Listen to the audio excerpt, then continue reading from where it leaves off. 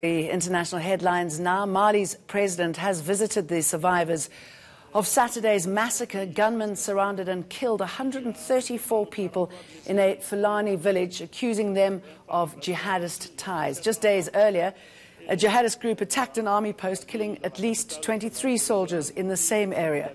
Hundreds of people have been killed for access to grazing land in the interior of the country, but Saturday's attack has shocked the population. 2 generals have now been fired and an anti-jihadi vigilante group disbanded. Video footage shows the ordeal passengers endured on a cruise ship off Norway's western coast. 5 rescue helicopters airlifted nearly 500 people from the Viking Sky after it got stranded on Saturday with engine trouble. Rescue flights continued throughout the night in stormy conditions. On Sunday, the luxury cruise ship was escorted to a nearby port with nearly 900 people still on board. Around 20 were slightly injured and they're now receiving care.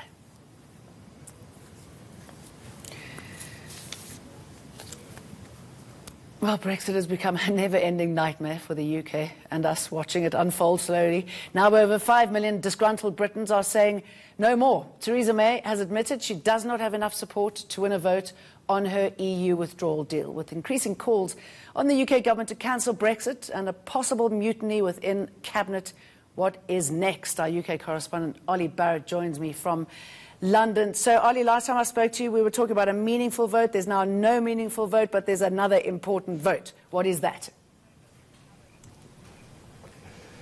Well, in a couple of hours or so from now, there is a series of amendments being voted on by you in particular that is important, because what it would do if it passes later this evening here in London is effectively allow MPs to take control of parliamentary business at a certain point in the coming days and to try and see if Parliament can reach some other proposals, some other arrangements on Brexit which are different from Theresa May's plan. Now, that would be certainly very controversial. It would certainly be, if not unprecedented, then very rare in the way that it was being carried out, because MPs are effectively saying here to the UK government, we don't trust you to handle Brexit anymore. We are now going to flex our muscles and see if we can take control out of the government's hands when it comes to Brexit and forge ahead in a different direction. The difficulty with all of this is that if this amendment passes later tonight and that parliamentary time is carved out for so-called indicative votes to see if there is another way forward, it's absolutely not a given at this point that there is a majority in the House of Commons for any type of Brexit. So all of this may be moot. But you're also quite right that Theresa May is saying she is not at the moment able to hold that so-called third meaningful vote on her Brexit plan. We thought she was going to hold this vote on Tuesday, but she says she can't do it at the moment because she doesn't yet have the support for it. So that might mean meaningful vote 3 comes on Thursday of this week. And I'm sure she's just trying to hold on to her job.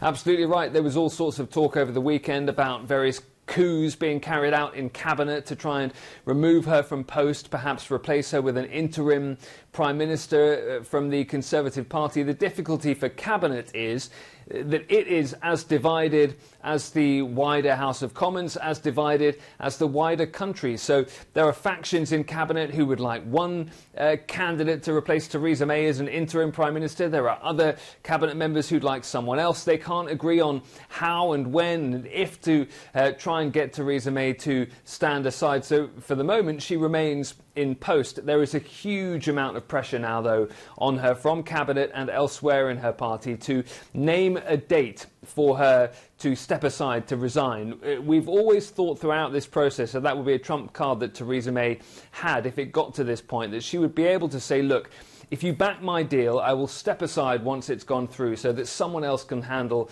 the next phase of Brexit. But she doesn't want to pull out that trump card until she knows that it will be the thing that finally gets her across the line, that finally brings in those votes that she's been looking for to get her Brexit deal agreed. And at the moment, I think she considers that she's too far away from that point to risk putting her future on the line in that way. And I gather quite a lot of talk at cabinet level about a general election. Is that a possibility? Yeah, lots. Yeah, it's a growing possibility, I think, because we're in such an impasse now, going round and round in circles.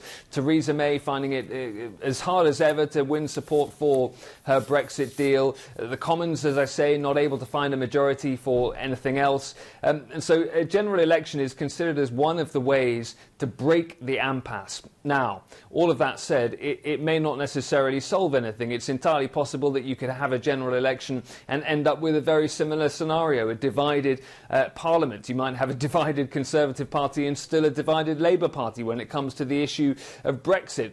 So general election doesn't necessarily solve anything, but it is one of the potential ways out that is now being discussed more and more. And we know that in today's cabinet meetings here in London, it was raised frequently by members of Theresa May's cabinet as, if not a way out of this problem, then something that's getting more and more likely.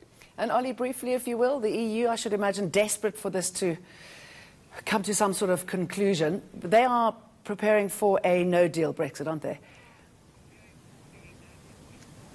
Yes, and they say they've got quite far along with their no-deal plans now. They effectively feel that they are as ready as they can be for a no-deal Brexit scenario. Remember that last week the European Union agreed to a delay in the Brexit process, but that only pushes that no-deal cliff edge back at the moment to April the 12th. So they are still preparing for that scenario. They say they are now as ready as they can be, and the European Union also says that it now believes a no-deal Brexit is increasingly likely. All right, we might know a little bit more later tonight. Ollie Barrett, thank you very much.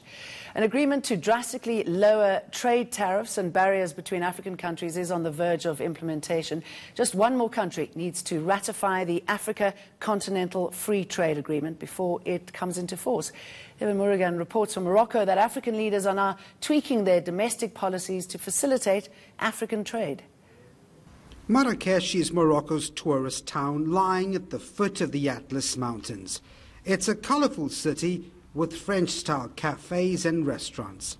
And it is here that the United Nations Economic Commission for Africa brings together countries to close the intra-Africa trade gap.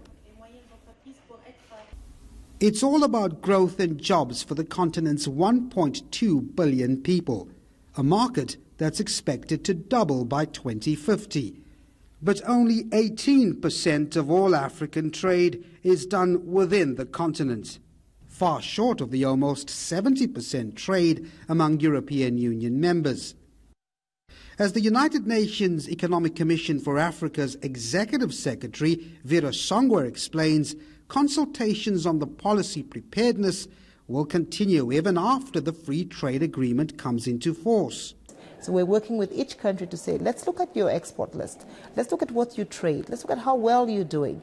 Let's look at who is buying from you and seeing how we can improve those processes. We have what we are also calling the Boosting Inter-Africa Trade Program, which is essentially working to really remove the border controls, because the morning after, we need to understand how customs is going to work differently. We need to understand how certification of ships landing, and so there's very technical issues. There's a big focus at this gathering on how digitization on the continent can improve revenue collection and growth. That if you use digitization to improve your tax collection, you take away the middleman, and collection goes up. South Africa has an example improving administration. They were able to reduce costs by 22%, increase collection. That goes into improving infrastructure and creating better jobs. Stronger trade means more markets and more factories creating jobs. It's another gathering aimed at harmonizing the continent's growth potential and uplifting livelihoods.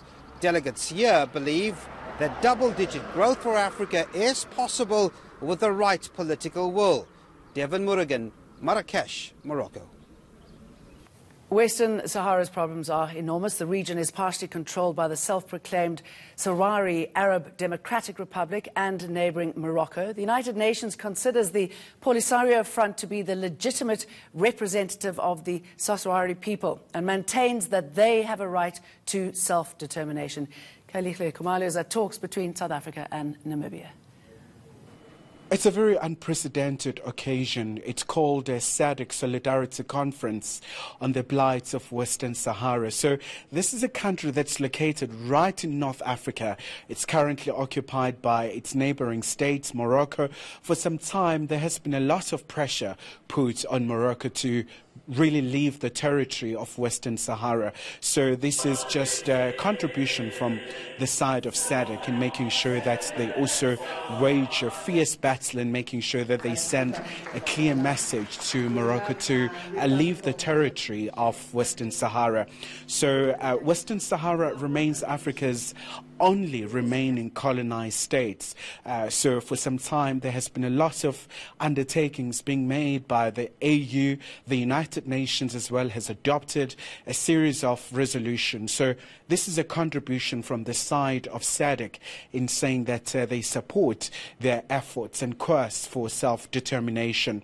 But also more importantly, just a short while ago, South Africa's International Relations and Cooperation Minister Lindiwe Sisulu gave an address where he said Africa is not really truly free as long as Western Sahara is still colonized, even worse by another fellow African states.